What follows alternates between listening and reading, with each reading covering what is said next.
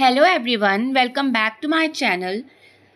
आज का टॉपिक है एंडोप्लाज्मिक रेटिकुलम।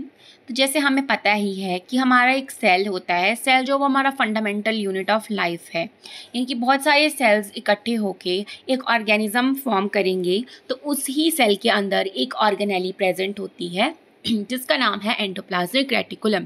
तो यहाँ पे एंडो का मतलब होता है इनसाइड, प्लाज्मिक का मतलब होता है प्लाज्मा मेम्ब्रेन और रेटिकुलम का मतलब है नेटवर्क। तो इस तरह से ये एक नेटवर्क जैसा स्ट्रक्चर बनाएगा इनसाइड द प्लाज्मा मेम्ब्रेन। आप देख सकते हैं इस पिक्चर में।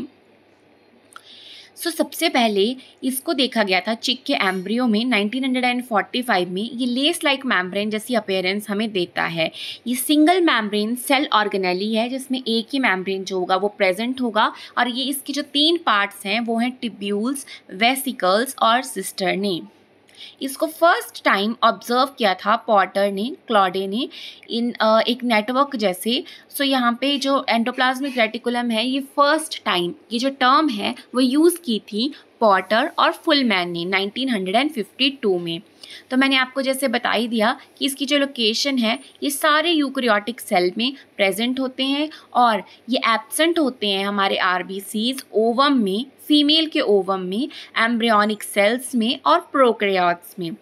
नेक्स्ट वन इज जो इनके पार्ट्स मैंने आपको बताए।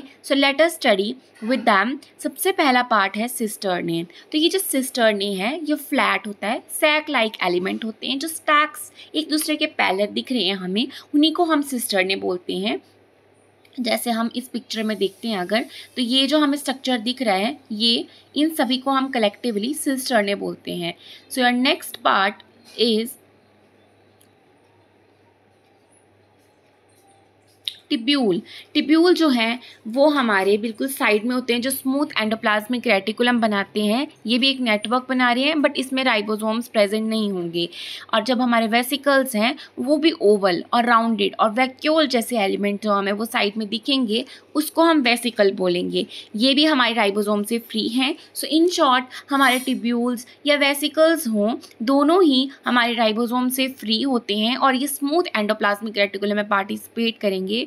इस तरह से अगर हम देखेंगे, अब यहाँ पे अगर हम डायग्राम देखते हैं तो ये एक नीचे प्लांट सेल है और ऊपर भी एक प्लांट सेल है। तो दोनों ही हमारे प्लांट सेल के प्लांट सेल के जो एंडोप्लाज्मिक रेटिकुलम है उनको ज्वाइन किया है एक स्ट्रक्चर फॉर्म हो रहा है जिसका नाम है डेस्मोटिब्यूल। तो ये एंडोप्लाज्मिक रेटिकुलम दो प्लांट सेल के एंडोप्लाज्मिक रेटिकुलम को जोड़ता है, उसको हम डेस्मोटिब्यूल बोलते हैं। और इससे क्या हो रहा है, हमारा कुछ भी अगर हमने अंदर जो सॉल्यूट्स हैं, जो कुछ भी हमारा मटीरियल है वो हमने ट्रांसफ़र करना है तो वो इस ट्यूबुलर स्ट्रक्चर की मदद से हम कर सकते हैं।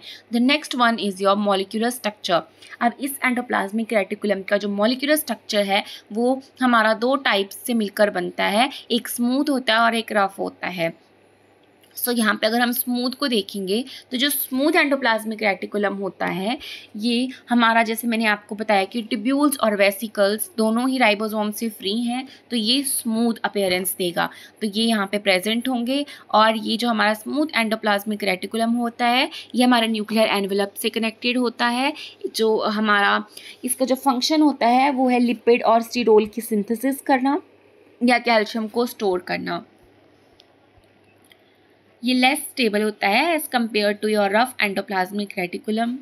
और यहाँ पे नेक्स्ट जो हमारा है वो है rough endoplasmic reticulum. Rough endoplasmic reticulum किसकी वजह से रफ बन रहे हैं, राइबोसोम्स की प्रेजेंस की वजह से। तो इसमें हमारे सिस्टर्नी है, जैसे मैंने आपको बताया था कि जो रफ एंडोप्लाज्मिक रेटिकुलम है वो सिस्टर्नी से बनते हैं और ट्यूब्यूल्स और वेसिकल्स स्मूथ एंडोप्लाज्मिक रेटिकुलम बनाते हैं।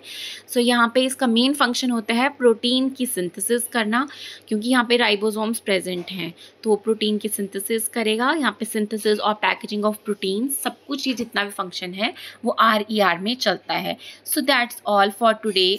Thank you guys for watching my video and do subscribe this video.